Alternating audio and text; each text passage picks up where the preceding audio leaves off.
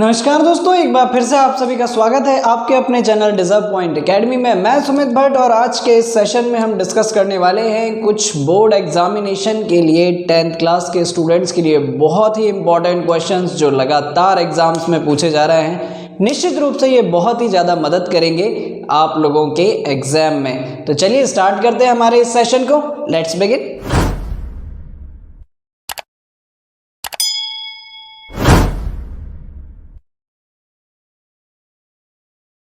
बात करते हैं हमारे पहले क्वेश्चन की। यहां पर हमसे क्या बोला गया, check whether 6n can end with 0 for any natural number n। तो अब यहां पर n जो है वो एक नेचुरल नंबर है और उन्होंने पूछा गया है कि क्या 6 टू द पावर n यानी कि कोई एक ऐसा नेचुरल नंबर जिसके यहां पर प्लेस करने पर हमें यूनिट प्लेस पर क्या मिले, 0 मिले। तो देख लेते हैं ऐसा हो सकता है या नहीं हो सकता है, और नहीं हो सकता है तो क्यों नहीं हो सकता है। Here n is a natural number, n एक नेचुरल नंबर है और हम ये शुरुआत से सपोज करके चल रहे हैं कि 6 to the power n ends with 0। अगर कोई नंबर 0 पर एंड होगा तो निश्चित रूप से इट इज डिविजिबल बाय 5, है ना। बट जैसे ही हमने प्राइम फैक्टर्स करके देखा 6 का तो हमें क्या मिला, 2 and 3, जहां पर 5 था ही नहीं, है ना। 5 इसका फैक्टर नहीं था। तो हमने ये देखा कि ये जो फॉर्म है 6 to the power n, it is in the form of 2 into 3 to the power n। और किसी भी नंबर को एंड होने के लिए वहां पर प्राइम फैक्टर्स में 2 और 5 का होना बहुत जरूरी है। So our assumption 6 to the power n ends with 0 is wrong, है ना। तो ऐसी परिस्थिति में हम जो ये assumption करके चले थे कि 6 to the power n ends with 0, ये सरासर गलत है। तो यहाँ पर n की कोई भी ऐसी वैल्यू नहीं है जिसके लिए 6 टू द पावर n रखने पर वो 0 पर एंड हो। चलिए बात करते हैं हम हमारे अगले क्वेश्चन की। Explain why 7 into 11 into 13 plus 13 and 7 into 6 into 5 into 4 into 3 into 2 into 1 plus 5 are composite numbers. तो हमें ये प्रूव करना है कि ये जो कॉम्बिनेशंस या डेडली कॉम्बिनेशंस हमें यहाँ पर दिए गए हैं ये कंपोजिट नंबर्स हैं। तो सबसे पहले तो ये जान लेना बहुत ज़रूरी है कि what are composite numbers. So composite numbers are those numbers which are more than 2 factors. First is 1 and the number itself। यदि अगर दिए गए नंबर का 1 और उस खुद के अलावा भी अगर कोई और फैक्टर्स है then the number is called composite numbers। तो चलिए देख लेते हैं सबसे पहले बारे के बारे में ही। तो पहला नंबर हमें दिया गया है 7 into 11 into 13 plus 13, है ना। तो ऐसी सिचुएशन में यदि अगर मैं इसमें से 13 कॉमन निकाल लूँ तो मेरे पास यहाँ पर क्या बचने वाला है, 7 into 11 plus 1, है ना। यहाँ पर भी 7 into 11 into, यस, मैंने यहाँ से 13 कॉमन निकाल लिया तो मेरे पास ये बचा हुआ है। दैट मीन्स इसका मतलब ये है कि दिस कॉम्बिनेशन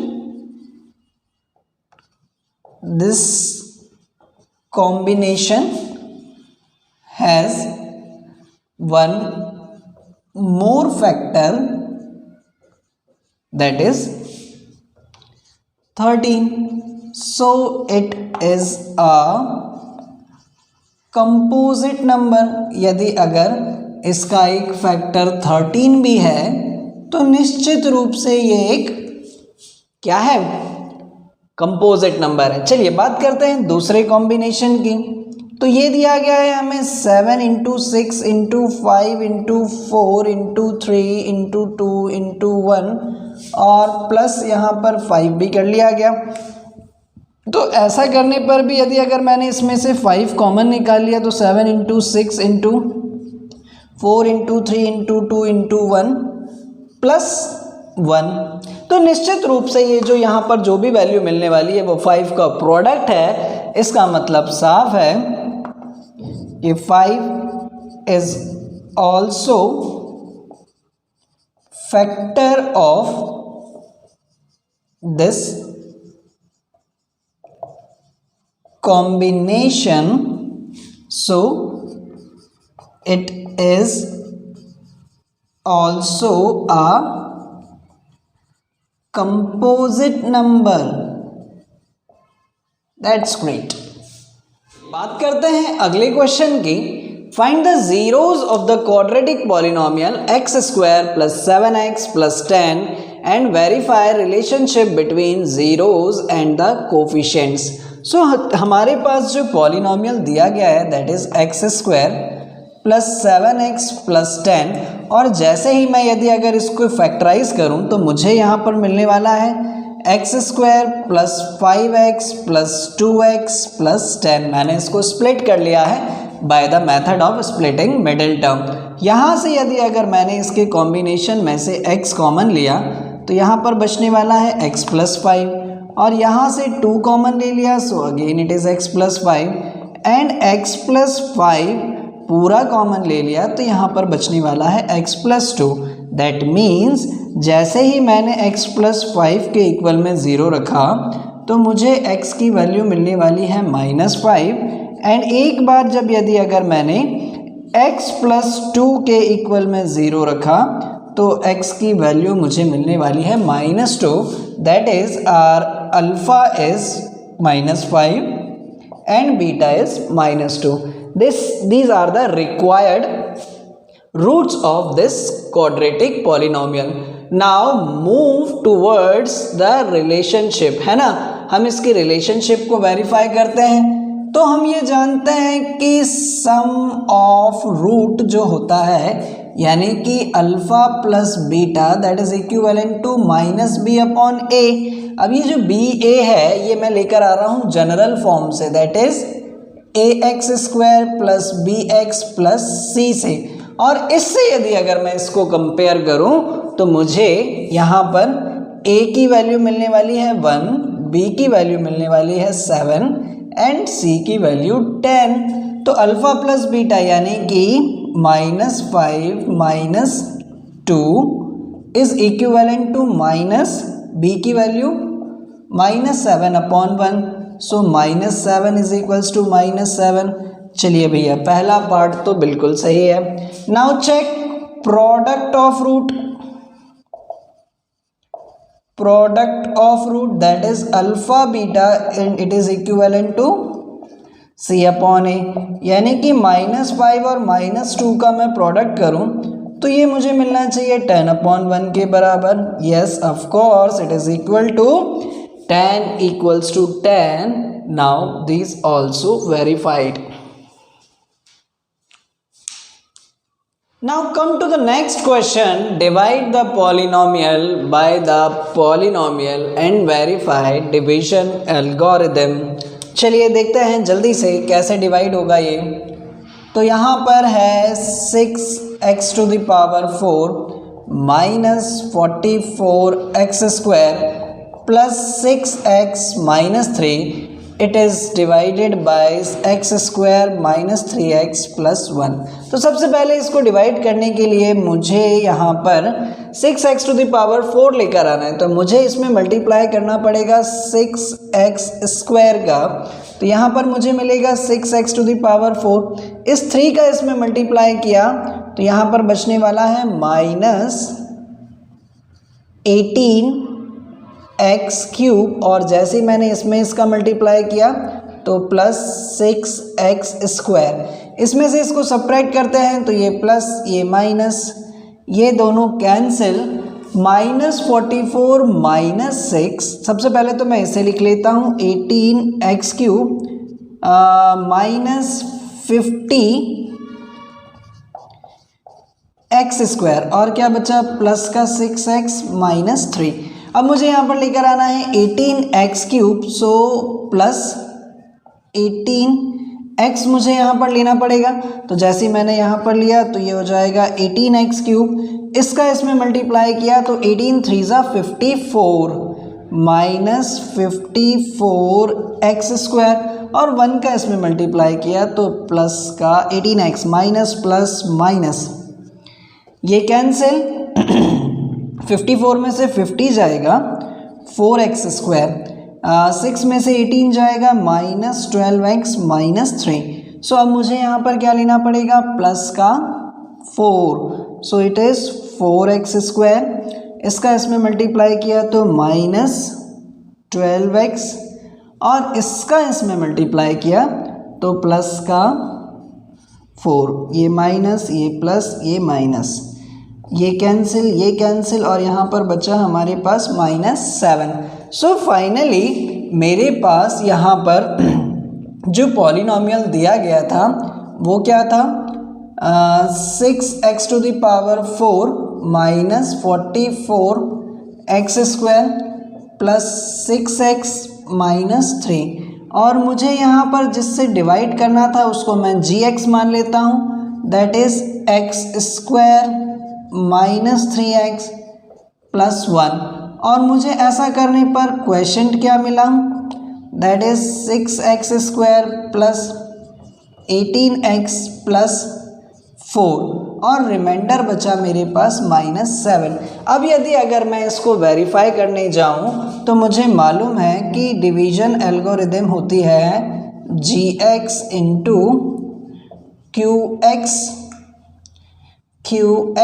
प्लस r। तो यहाँ पर इसकी वैल्यू कितनी है हमारे पास, 6x to the power 4 minus 44x² plus 6x minus 3 बराबर मुझे लेकर चलना है x² minus 3x plus 1 multiply by qx, है ना। तो qx की वैल्यू है 6x² प्लस 18x प्लस 4, और यहाँ पर इसके साथ है माइनस का 7। तो मैं इसका राइट हैंड साइड सॉल्व कर लेता हूँ और देखता हूँ कि मुझे लेफ्ट हैंड साइड मिलता है या नहीं मिलता है। तो सबसे पहले इसका इसमें मल्टीप्लाई करूँ जल्दी से फटाफट, तो ये हो जाएगा 6x³, इस x² का इसमें मल्टीप्लाई किया तो प्लस 18x³, इसका इसमें मल्टीप्लाई करने पर पावर 4 होगा, सॉरी इसका इसमें मल्टीप्लाई करने पर 4x², माइनस 3x का इसमें मल्टीप्लाई करने पर माइनस 18x³, इसका इसमें मल्टीप्लाई करने पर 18 3 54x², ठीक है, और इसका इसमें मल्टीप्लाई करने पर माइनस का 12x plus 6x² plus 18x plus 4 और माइनस 7, ठीक है। तो चलिए देख लेते हैं जल्दी से, इससे ये कैंसिल, 4x² माइनस 54x², तो यहाँ पर हमारे पास बचने वाला है 6x to the power 4 minus 50x² और 12x प्लस 18x, तो 18 में से 12 जाएगा प्लस का 6x और 4 माइनस 7 बचने वाला है माइनस का 3, that's great, it is equal to LHS। तो यहाँ पर डिवीजन एल्गोरिदम भी वेरीफाइड होती है। बात करते हैं नेक्स्ट क्वेश्चन की, find the quadratic polynomial whose sum of zeros and product of zeros are given below। सो सबसे पहले हम लोग देख लेते हैं कि फॉर्मेशन ऑफ क्वाड्रेटिक पॉलिनोमियल कैसे होता है, ठीक है। So here it is x² minus sum of root into x plus alpha beta. This is the general formula for formation of quadratic polynomial. So in our question, sum of root and product of root is already given. So we have to put only these values in this format, like x² minus alpha plus beta in the very first question is 1/4 into x plus alpha beta की value 1 दी गई है। सो ये हो जाएगा हमारे पास x² minus 1/4x plus 1। आप थोड़ा सा और स्टैंडर्डाइज फॉर्म में इसको लिख लें, एलसीएम लेने के बाद ये बचेगा 4x² माइनस x प्लस 4, और ये जो डिनोमिनेटर वाला ज़ीरो है इसको लिखने की ज़रूरत नहीं है क्योंकि ये ज़ीरो से जाकर मल्टीप्लाई हो जाता है। तो यहाँ पर बचेगा सिर्फ हमारे पास 4x² minus x plus 4, here is the answer. चलिए दूसरे वाले की बात करते हैं। तो यहाँ पर भी क्या होने वाला है हमारे पास सेकंड पार्ट में x² minus √2 into x plus 1/3। So finally here it is in the form of √2x plus 1/3 इसका भी एलसीएम ले लें तो 3x² minus 3√2x plus 1. So you can write in the form of 3x² minus 3√2x plus 1. इस denominator को लिखने की यहाँ पर ज़रूरत नहीं है. बात करते हैं तीसरे वाले की. तो यहाँ पर भैया क्या होने वाला है. सो x² minus 0x plus √5. So finally x² minus 5 is our answer. That's great.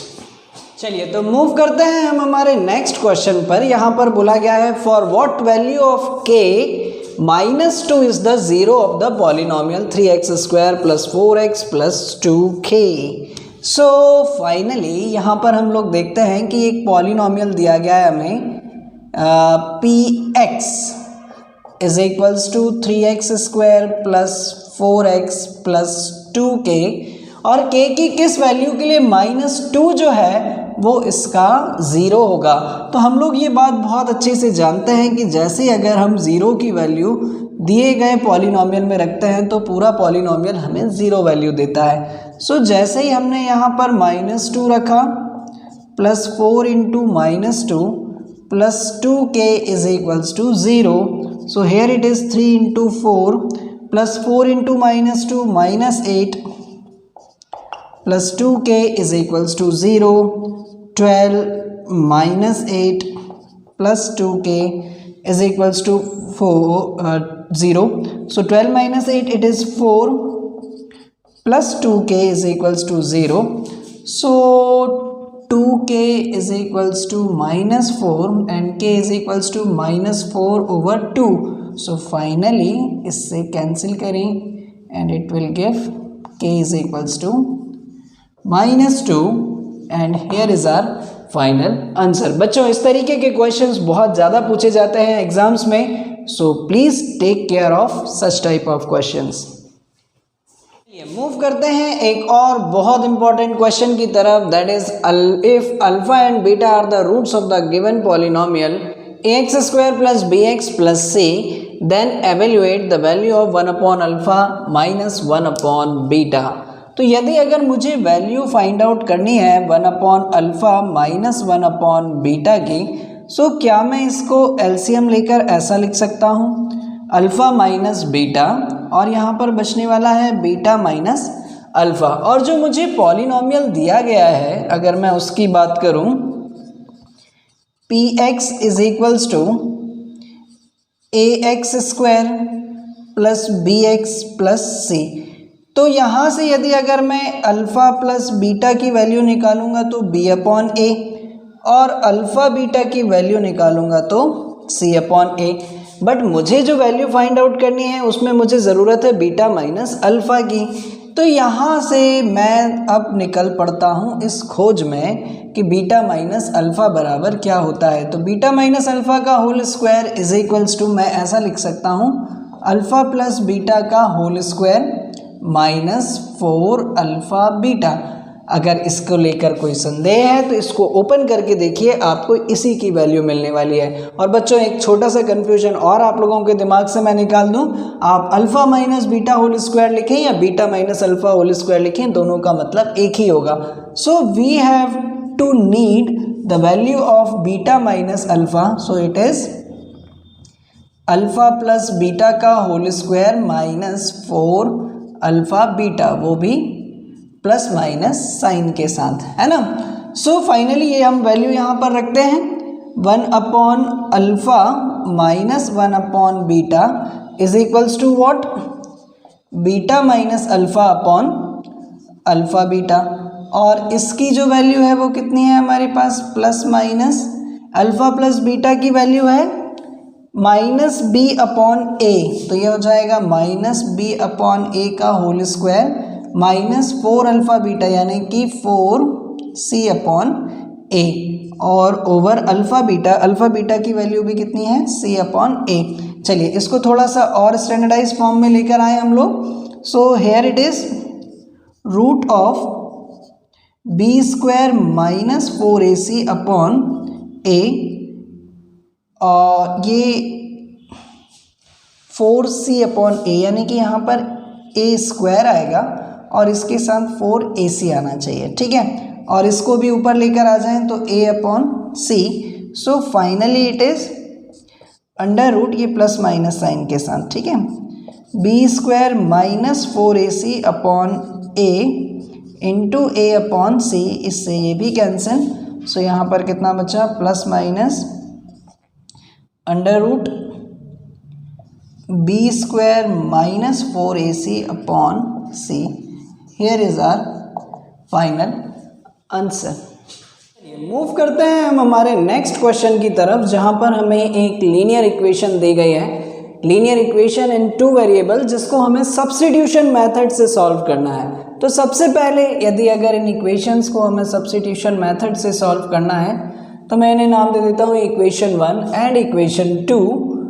From equation 1 से यदि अगर मैंने यहाँ पर root 2x is equals to, अगर मैं 1 की जगह 2 ले लूँ तो ज़्यादा बेटर रहेगा, है ना। तो root 3x is equals to मुझे मिलने वाला है रूट 8y, या फिर x की जो वैल्यू होगी वो होगी root 8y upon root 3। Now substitute value of x from equation 3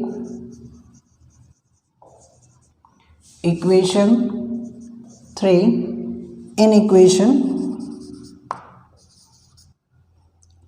1, है ना। मैं इक्वेशन 3 से x की वैल्यू सब्स्टिट्यूट करने वाला हूं इक्वेशन 1 में। तो चलिए देखते हैं क्या ही होने वाला है। रूट 2 x की जगह पर आ जाएगा root 8y upon root 3 plus root 3y is equals to 0। So root 2 into root 8 root 16 upon root 3y plus root 3y is equals to 0। LCM भी ले लें अगर हम तो रूट 3 यहाँ पर बचने वाला है 4y, और रूट 3 जब इससे मल्टीप्लाई होगा तो 3y इज इक्वल्स टू 0। ये रूट 3 जाकर 0 से मल्टीप्लाई होगा, so 4y plus 3y 7y is equals to 0। So finally y की वैल्यू 0, और y की वैल्यू 0 यदि अगर मैं इक्वेशन 3 में सब्स्टिट्यूट कर दूं तो x की वैल्यू भी मुझे क्या मिलने वाली है, रूट 8 अपॉन रूट 3 इंटू 0 यानी कि 0। सो फाइनली मूव करते हैं हम हमारे नेक्स्ट क्वेश्चन की तरफ, जहां पर एक और लीनियर इक्वेशन इन 2 वेरिएबल है, जहां पर हमें इसे सॉल्व करना है एलिमिनेशन मेथड से। तो इसके लिए भी मैंने इसे नाम दे दिया इक्वेशन 1 और इक्वेशन 2। जैसा कि आप सभी लोग जानते हैं, एलिमिनेशन मेथड में हमें सबसे पहले एक वेरिएबल को एलिमिनेट करना होता है, और उसको एलिमिनेट करने से पहले सबसे पहले उस वेरिएबल के कोफिशिएंट को हमें सेम बनाना होता है। तो यदि अगर मुझे यहाँ पर इस 3 को अगर 9 बनाना है तो मुझे पूरी इक्वेशन में 3 का मल्टीप्लाई करना पड़ेगा।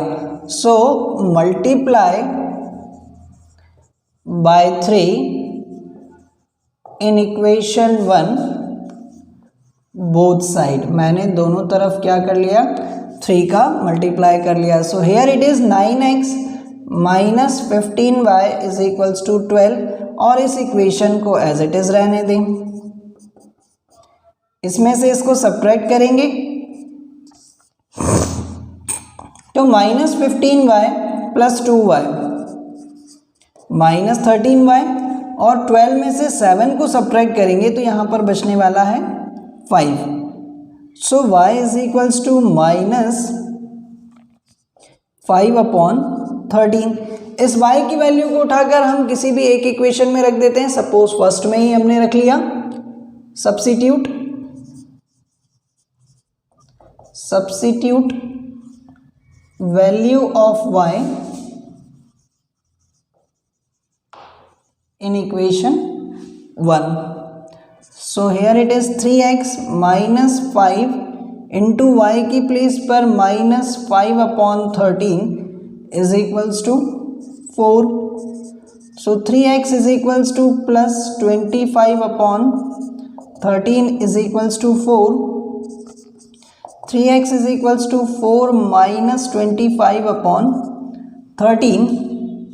इसको भी यदि अगर सॉल्व कर लें, एलसीएम ले लिया 13, 52 minus 25, so here it is 27 upon 13. So 3x is equals to 27 upon 13. इससे इसको कैंसिल किया तो 9. So finally x is equals to 9 upon 13 and y is equals to minus 5 upon 13 is our final answer. चलिए move करते हैं एक और बहुत मोस्ट इम्पॉर्टेंट क्वेश्चन जो कई दफ़ा आपके बोर्ड एग्जाम्स में पूछा गया है। तो चलिए देखते हैं क्या ही होगा। यहाँ पर हमें दो इक्वेशंस दी गई हैं, linear equation in two variable से, और साथ ही साथ इसमें हमें m की वैल्यू निकालनी है जिसके लिए कंडीशन हमें दे रखी है y is equals to mx plus 3। तो सबसे पहले हम इन्हीं इक्वेशंस को सॉल्व करते हैं। 2x plus 3y is equals to 11 और 2x minus 4y is equals to minus 24। तो इसको सॉल्व करने के लिए इसे मैंने नाम दे दिया इक्वेशन 1, ये इक्वेशन 2, और यहाँ पर यदि अगर मैं एलिमिनेशन मेथड लगाकर इसको पहली इक्वेशन में से दूसरी इक्वेशन को सब्ट्रैक्ट कर दूँ तो मुझे क्या मिलने वाला है, ये cancel 3y plus 4y 7y 11 plus 24 that is 35. So y is equals to 35 over 7 and it will give y is equals to 5. Substitute value of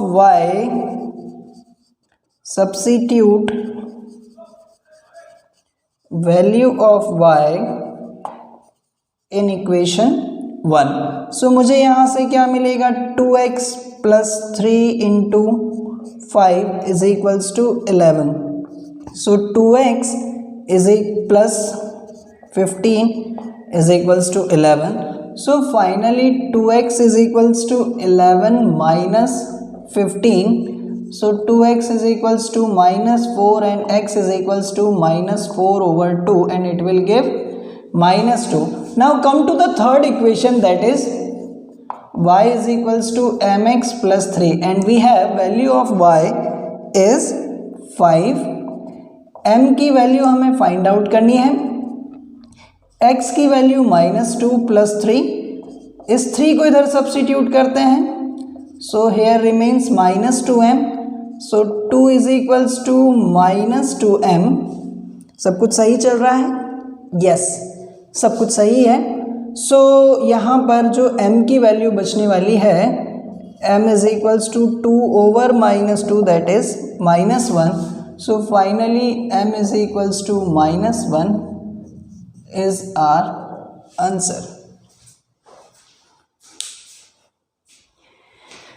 So finally students, उम्मीद करते हैं आपको ये सेशंस बहुत ज़्यादा पसंद आया होगा और ये सारे के सारे क्वेश्चंस जो हम लोगों ने इस सेशन में डिस्कस किए हैं ये बहुत ही इंपॉर्टेंट है, इनको पढ़ना मत भूलिएगा। और यदि अगर ये सेशंस के आगे भी आपको कुछ आगे की यूनिट्स के इंपॉर्टेंट क्वेश्चंस इसी तरीके से करवाने हो तो जल्दी से कमेंट बॉक्स में लिखकर मुझे दीजिएगा। और आप अगर मेरे चैनल पर नए हैं तो जल्दी से उसे सब्सक्राइब करिए ताकि नए वीडियो का नोटिफिकेशन आप लोगों तक सबसे पहले पहुंच सके। Till then, thank you and happy learning.